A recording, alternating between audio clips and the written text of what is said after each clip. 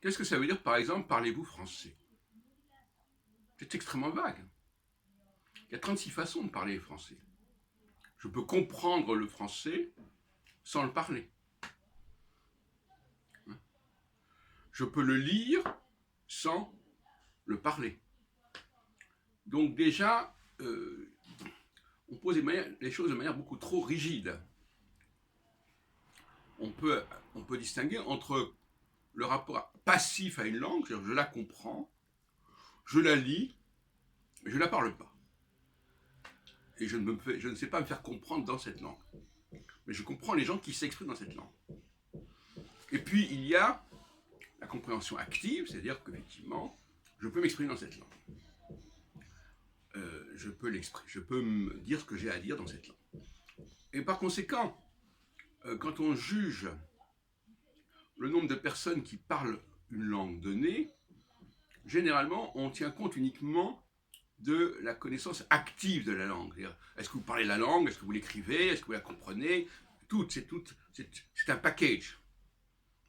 Or, je pense qu'il faut également intégrer dans les statistiques les gens qui comprennent la langue. Alors, ils peuvent la comprendre oralement, sans la parler, mais ils peuvent aussi la comprendre en la lisant, sans la parler. Compréhension de la lecture de la langue. Par exemple, un article peut être écrit dans une langue que je comprends, que je ne parle pas. Un livre également. Je peux aussi voir un film dans une langue que je comprends, mais que je ne parle pas. Donc il faut revoir les classifications. Et c'est des classifications qui sont notamment peu heureuses concernant le français. Pourquoi? Parce qu'il y a le français a énormément exporté, ou si on préfère, on a énormément importé à partir du français, pas de la même chose. C'est-à-dire qu'on a pu importer du français sans que le français ait voulu exporter. On a piraté, par exemple, on a emprunté, mais pas forcément avec l'accord du prêteur.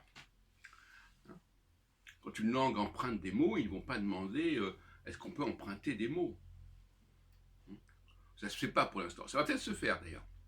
Ce serait souhaitable. Mais pour l'instant, c'est un petit peu la jungle. Hein. Je prends un mot ici, je prends un mot là, je demande son avis à personne. Et notamment pas aux États qui sont producteurs à la base, historiquement, de ces mots.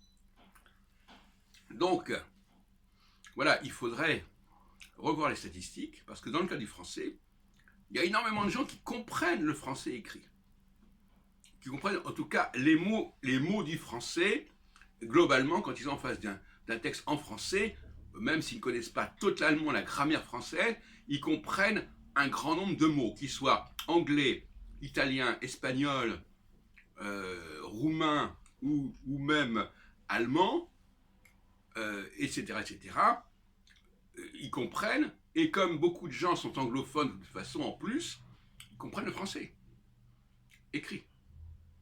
Donc c'est une langue qui est extrêmement comprise, le français, passivement. Et le fait de ne reconsidérer que le cas du français qu'on comprend activement, c'est tout à fait négatif pour l'appréhension du pouvoir du français dans le monde.